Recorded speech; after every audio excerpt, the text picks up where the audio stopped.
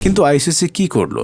ঘটনাটা নীরবে হজম করে নিল। অথচ উয়েফা আর ফিফার দিকে একবার তাকিয়ে দেখুন। গ্যালারিতে কোনো ক্লাবের সমর্থক বাজে আচরণ করলেই সেই ক্লাবকে শাস্তি পেতে হয় জরিমানাও। ক্ষেত্র বিশেষে সেই ক্লাবকে অনেক সময় দর্শক ছাড়া মাঠেই খেলতে হয়। দুটো ব্যাপার আলাদা। কিন্তু উদাহরণটা দেওয়া এই কারণে যে ফিফা বা উয়েফা খেলার মর্যাদা যেখানে সবচেয়ে ওপরে রাখে, সেখানে আইসিসি একেবারে ঢিলে। টেস্ট, ওয়ানডে বা টি-20 পাকিস্তানের সঙ্গে কোনো দ্বিপক্ষীয় ক্রিকেট সিরিজ খেলবে না, এমন সিদ্ধান্ত অনেক আগে থেকে নিয়েছে ভারত। এই সিদ্ধান্তের উপরে রাজনৈতিক অস্থিরতা আর পাকিস্তানের নিরাপত্তার সমস্যার মোড়ক লাগিয়ে দেওয়ায় অনেকেই বিষয়টি নিয়ে উচ্চবাচ্য করে না। এখন তো পাকিস্তান কোনো টুর্নামেন্টের আয়োজক হলেই বাগড়া দিচ্ছে ভারত। পাকিস্তানে গিয়ে সব বড় দলই খেলতে শুরু করলেও ভারত এখনও দেশটিতে আইসিসির কোনো টুর্নামেন্ট খেলতেও যেতে চায় না। ফলে পাকিস্তান আয়োজক হলেও সেই টুর্নামেন্টগুলো আয়োজন করতে হয় নিরপেক্ষ ভেন্যুতে। সেই ভেন্যুও আবার প্রায় ক্ষেত্রেই ঠিক করে দেয় ভারত। শুধু কি পাকিস্তানের বেলায় এমন করছে ভারত? এই তো আগস্ট মাসে বাংলাদেশ সফরে আসার কথা ছিল তাদের, কিন্তু তারা সেই সফর স্থগিত করেছে,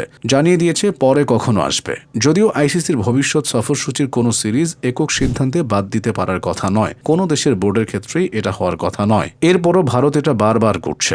ভারত ক্রিকেট দলের বাংলাদেশ সফর বাতিল করার প্রসঙ্গ ধরেই ফিফার একটি বিষয়ে একটু নজর দেওয়া যাক। আগামী নভেম্বরে এশিয়ান কাপ বাছাইয়ের ম্যাচ খেলতে আসার কথা ভারত ফুটবল দলের। ওই ম্যাচটি খেলতে না এসে কিন্তু পারবে না তারা, কারণ ফিফার কঠিন শাসন। কোনো যুক্তিযুক্ত কারণ ছাড়া ওই ম্যাচ খেলতে না এলে কিংবা ম্যাচের আগে পরে অখেলোয়াড় সুলভ আচরণ করলে ফিফা যে শাস্তি হিসেবে দলটির পয়েন্ট কাটবে, এমনকি টুর্নামেন্ট থেকে বাদ দিতে পারে তাদের।